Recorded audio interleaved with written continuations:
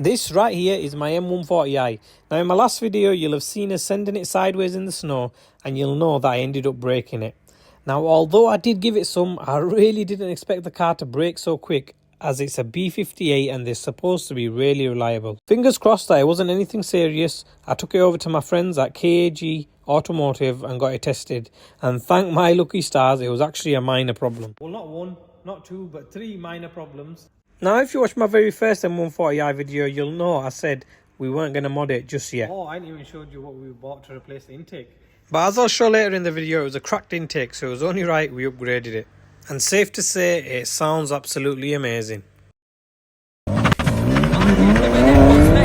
don't know, I got money to collect. They can chat shit, I don't care about me. Pass me the keys, don't care about me. Chum up in all, what is that smell? That's a two-stroke bush, can't you tell? I got a right back up every time I fell. Never had a penny, but now I live well. I'm in a digger and it ain't no Porsche. Born in Yorkshire, in the Bora. Don't do tax, I don't insure her. Props catch me in a whip with your daughter. Don't give in, let me warn you, bloody Nora. Did you see how I took that corner? Best believe I'm not no star. I'm a concept, on order. Yes guys, what's going on? Welcome back to my channel. Now this is the third episode of the M140i build, and if you've seen the last video you'll know it's broken. If you haven't watched that video I'm going to drop it here now, so check that out. So in that video we were going sideways and the drivetrain error light came on. Now this could mean anything from a blown turbo to a cracked boost pipe, but luckily we've got a minor problem. Well, not one, not two, but three minor problems. I'm down here today at my mate's garage, so the guys here are a bit camera shy, so we're not going to record them doing the work. But what I'm going to do is I'm going to show you what the issues are, I'm going to show you what parts we bought, and then we'll come back tomorrow and see if they've rectified the car and if it's running right again. So as the drivetrain error light came on, the car went into limp mode and it was letting off a little bit of smoke. So the first thing we did, the boys at KAG, they plugged it in on the machine. So it came up with the code relating to the air fuel, Fuel mixture. Fuel mixture, I'm gonna keep this in. Yeah. Fuel mixture, that's the one. And the first thing that we thought we'd go check is the air intake itself, because obviously that's where the air comes in. So the boys, I'm gonna show you on the screen now, the boys did a pressure test and it showed that there's a hairline crack just here. So that's what's causing the fault code and the loss of power. Now obviously once we got this part off to inspect it further, we realised that just down there there's the OPF charge pipe. Now this is what it's supposed to look like, but this is what the other end looked like. So now remember, this is a high temperature braided hose which is meant to withstand serious temperatures, but this one's completely disintegrated. I don't know why.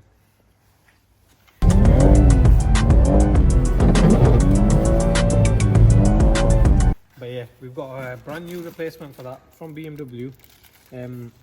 Now we are going to remove the OPFs in probably the next few videos, but the thing is, I'm not sure if we are going to actually remove this pipe or if it's needed to be removed. So to cover all the bases, we bought a replacement part anyway, and we thought we'll save ourselves a job maybe in the long run.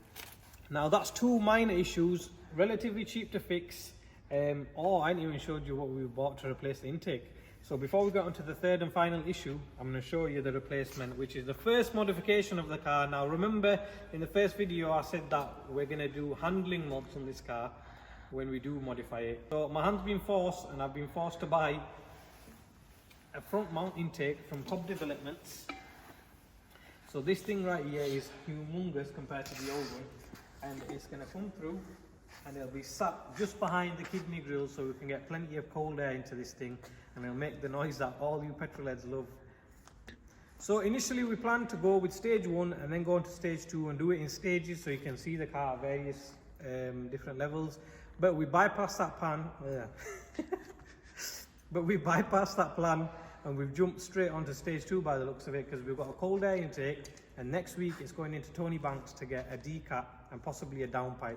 So obviously there was multiple issues with the fuel mixture. There was about 4 codes, I think there was. I'm going to put a video on the screen now of the car when it was idling, and the amount of smoke that was coming out of the back end, it was absolutely stupendous.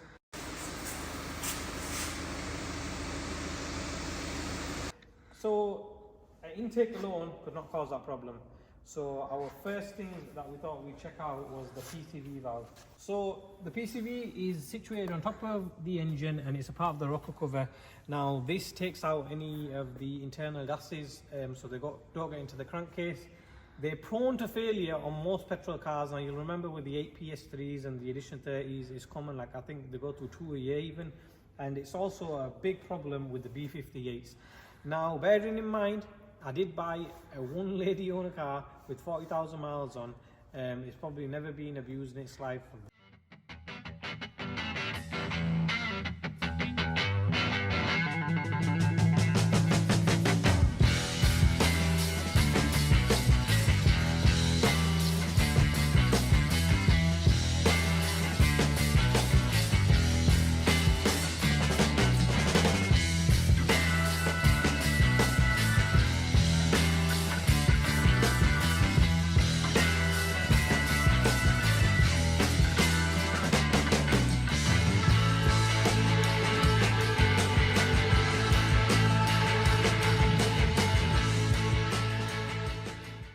Here we are, it's only on 40k and we're having to change it. Now what usually happens with these is the rubber inside, it tends to crack or perish. So there's no real upgrade. Obviously with the intake, we've upgraded it because we can. With this, there's no better option. So the next best thing is a genuine BMW OEM repair kit, which you can get directly from BMW themselves. And they're fairly cheap. What are they about? £131. So they're only 100. It's £130, but it's less than, because on some cars you have to buy complete, on the older models you shouldn't have to go buy a complete rocker cover. So this is just a repair kit, isn't it? This is a repair kit, yeah, factory repair kit. So you're not going to buy a second-hand one normally, so you'd have to buy the full rocker cover? Yeah, you're not, on some cars you have to buy it as part of the rocker. So in hindsight, it is a fairly cheap job. So I'd say compared to a blown turbo or anything like that, the drivetrain error that we've got 3 minor issues. I think within a couple of £100, we should have the car on the road and ready to start modding. But I'm going to let the guys crack on. It's 9 o'clock now, so we're going to go home. And we'll come back in the morning when it's hopefully done. And we'll see if the car's running as it should be. Yo, so the M140 is back.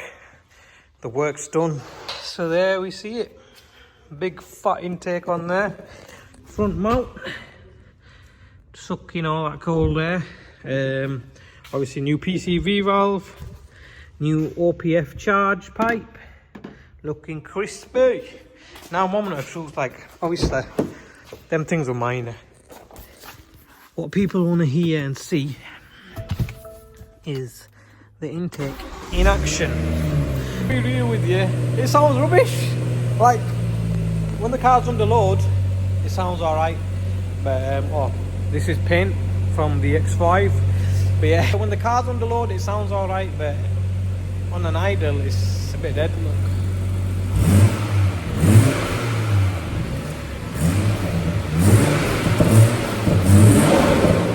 Oh, you hadn't done that before.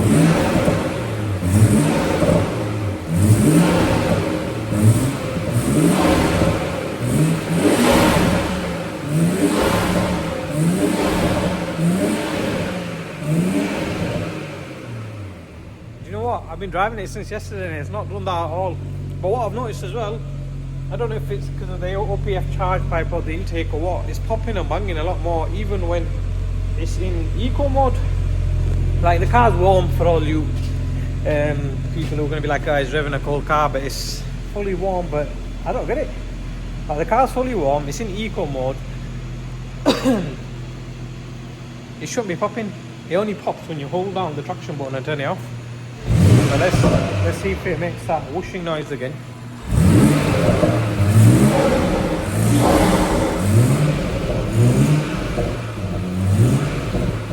Wow, the way the turbo spools now, do you know what?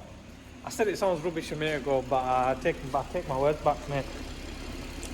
That sounds amazing.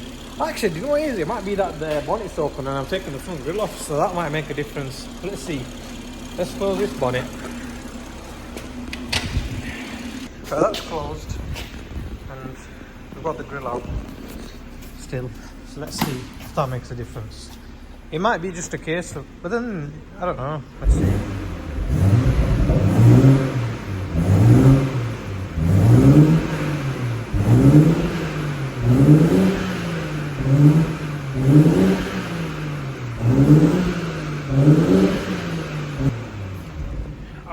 doesn't sound as good now.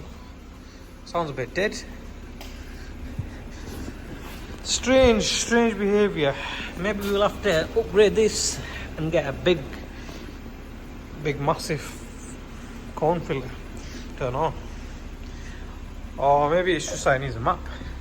Obviously the car's fully stock, so it's only got an intake on it. Maybe when it's got an exhaust on it and a map on it, it'll sound a bit better. It's definitely got a different sound now to it. I feel like the car's a bit more throaty here, like the exhaust note, and there's definitely a turbo spooling sort of whining noise coming from the front, which is a lot better. Obviously once it's mapped, like I said, it'll emphasize that even more and it'll sound even better. I don't know, you know, running no grill. A few people have asked and they've said no, but what do you think? The only thing is it could get hydro locked. So I have, for that, somewhere in my pocket, an Osprey hydrophobic filter sock. So this is basically waterproof, so water can't get through there. You put it on the end of the intake and it basically saves it if you go through a massive puddle or the rain and stuff like that. But I think with this on and the grill back on, we're safe. We're not going to get no hydro lock. People have been running stuff like this for years and there's not been many issues, so there we have it. Quick thing, I do want to take it for a drive, so maybe we'll go out now. So let's just get this Osprey sock on there because I do want to take it for a drive with the grill off to see. They don't make a difference.